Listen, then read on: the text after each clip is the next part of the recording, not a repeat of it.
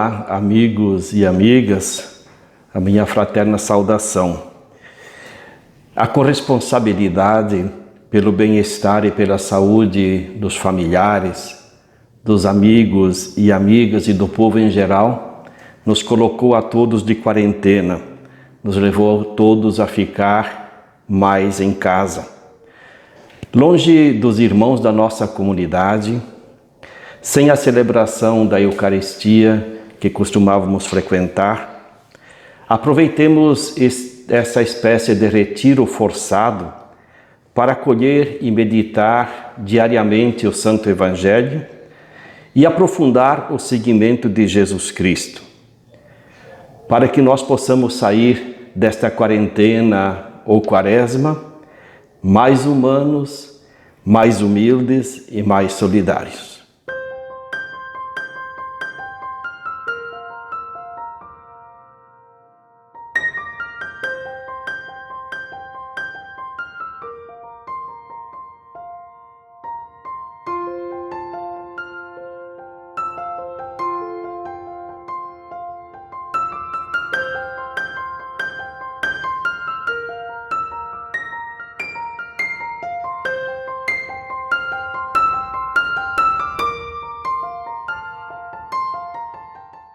Você acabou de ler e meditar pessoalmente, terminou de rezar pessoalmente mais um trecho do Evangelho que a Igreja nos propõe para este dia. São os versículos 40 a 53 do capítulo 7 do Evangelho segundo João. Recordemos que o ambiente em que ocorre essa cena que nós estamos refletindo é a festa das tendas no Templo de Jerusalém.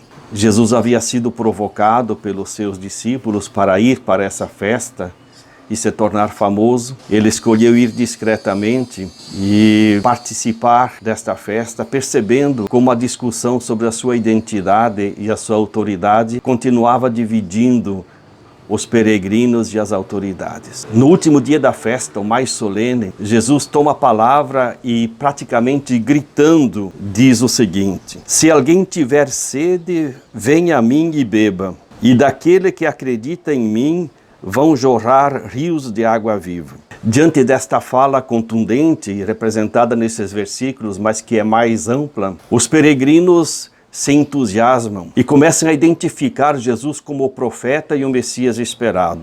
Até os soldados que faziam a guarda do templo e que haviam sido enviados pelos fariseus e sacerdotes para prender Jesus, ficam impressionados e voltam dizendo que jamais falou como esse homem fala.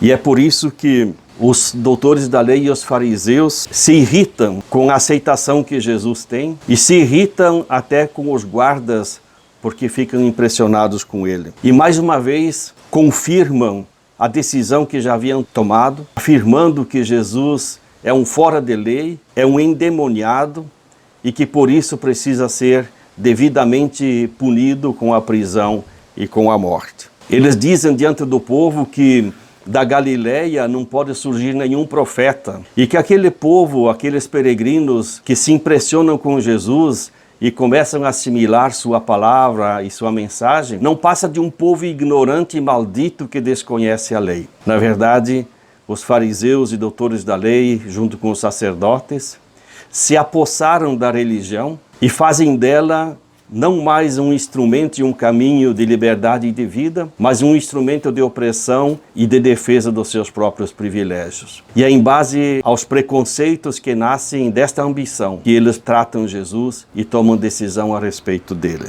Vale a pena, ou talvez seja importante, perguntarmos-nos: e nós, na avaliação das pessoas e dos fatos, deixamos-nos guiar pelos preconceitos de classe, de raça, de gênero, de nação? Nós somos capazes de reconhecer a dignidade e o valor de cada pessoa por aquilo que elas são? Ou nós as rotulamos facilmente para descartá-las e para reafirmar sempre de novo o nosso poder? Deixemos-nos impressionar por Jesus, por sua liberdade, por seu evangelho, como aqueles soldados que haviam sido destinados para aprender Jesus. Deixemos que a palavra de Deus, que a palavra do Evangelho, ilumine nossos olhos, fortaleça nosso coração, abra os nossos braços e mobilize os nossos pés. E nesse dia, procuremos dedicar um tempo a consolar ou encorajar algum irmão ou irmã de perto ou de longe, que está desanimado ou que está assustado. E assim nós romperemos com os muros que nos aprisionam.